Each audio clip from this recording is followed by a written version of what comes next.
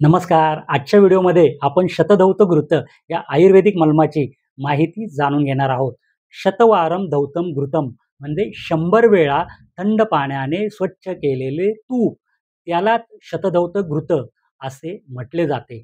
100 वेळा असे तूप स्वच्छ केल्यामुळे त्याच्या गुणधर्मांमध्ये 100 पटीने वाढ होते. शतधौत घृताचा मुख्यतः उपयोग शरीरामध्ये कोणत्याही प्रकारचा दाह किंवा आग होत असल्यास त्या ठिकाणी शतधौत घृत लावल्यामुळे त्या ठिकाणचा दाह किंवा आग पूर्णपणे कमी होते. तळहात तळपायांची आग होत असल्यास स्थानिक भागी शतधौत घृत लावावे. त्याच्यामुळे दाह शमन होते. तसेच डोळ्यांची आग जळजळ होत असल्यास तळपायांना शतधौत घृत लावून काशाच्या वाटीने घासले असता किंवा पादाभ्यंग केले असता डोळ्यांची आग जळजळ हे लक्षण त्वरेने कमी होते.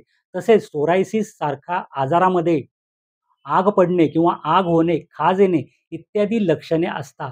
शतधौत घृताचा वापर केल्यामुळे सोरायसिस सारख्या आजारामध्ये देखील निश्चितपणे फायदा होतो. तसेच बऱ्याच रुग्णांना झोप न येण्याची तक्रार असते. अशा वेळेस देखील तळपायांना शतधौत घृत लावून काशाच्या वाटीने घासले असता व्यवस्थित झोप येऊ लागते. तुम्हाला शतधौत घृत कसा तयार करायचा याची जर प्रोसिजर माहीत करून घ्यायची असेल तर खाली डिस्क्रिप्शनमध्ये मी माझ्या व्हिडिओची लिंक दिलेली आहे. त्याच्यामध्ये शतधौत घृतचे फायदे आणि तो कशा प्रकारे तयार करावा याची सविस्तरपणे माहिती दिलेली आहे.